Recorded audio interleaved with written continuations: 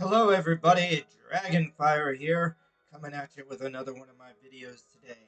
And today we got the top 10 albums of 1979. That's right, the top 10 albums of 1979. Now for this top 10 albums of 1979, um, I want to say that this is part of a playlist. You can check the playlist on my channel and top 10 albums of the year playlist. And I've already done 80 through 89. I've done all 10 years of the 80s. I've also done 1990s, so I've actually done 80 through 90. Um, but this time I'm actually going backwards into 1979. I want to kind of alternate sometimes. Sometimes I'll do the 90s, sometimes I'll do the 70s, but this is going to be added to the playlist. And particularly in the late 70s, some of my favorite albums came out. So, I'm going to start it off with an honorable mention here. This is Triumph. Triumph, their 1979 album, Just a Game. Just a Game by Triumph. Yeah, Just a Game by Triumph, and you can see the track listing there. And this is a pretty solid album by a pretty cool band.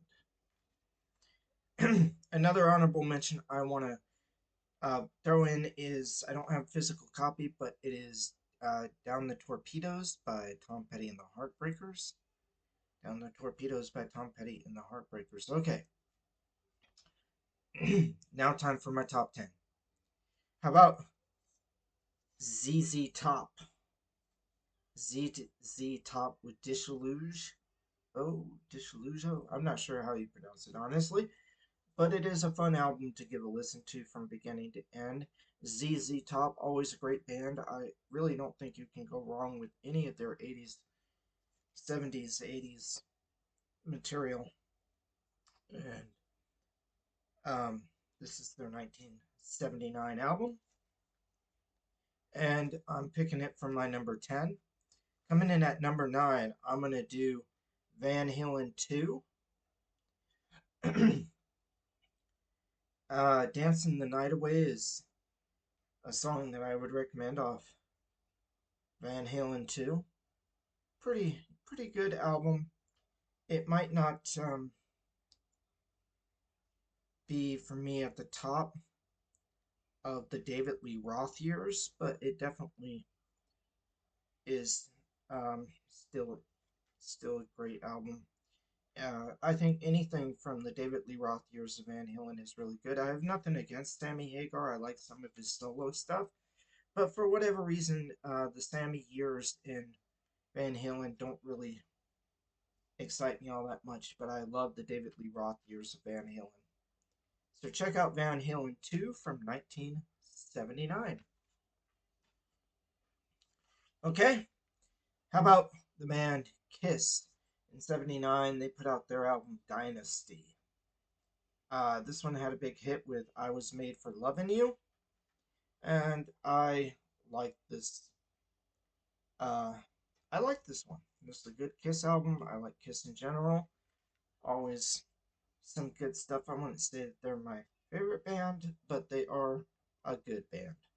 You know, um, check out Dynasty from Kiss 1979. Whitesnake also put out an album in 79. This is Love Hunter.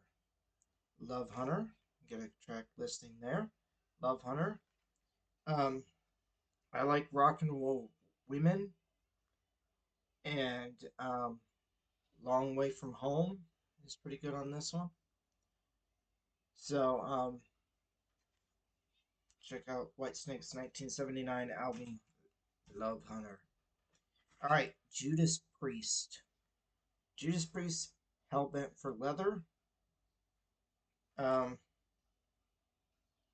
is this one 1979? My probably my favorite Judas Priest album ever is the one right after this one from 1980, but this one is a solid album from 79. You can see uh, the direction that Judas Priest was headed in at this time. Okay, I believe yes, we've rendered top 5 territory. Perfect. So kicking off my top 5 is Led Zeppelin. Led Zeppelin with In for the Outdoor. And you can see the track listing there. Pretty solid album. Fool in the Rain is a song that I would recommend off this one, but uh, Led Zeppelin is always great. So I think as I go for the 70s, Led Zeppelin's always pretty much going to be on my list. Okay, how about Cheap Trick? Cheap Trick, their album Dream Police, it might be their most famous song, the title track for this album. And it's definitely a solid one. I definitely enjoy Dream Police by Cheap Trick, and the whole album is worth listening to. It's my number 4, so it's kicking off my Mount Rushmore. And yeah,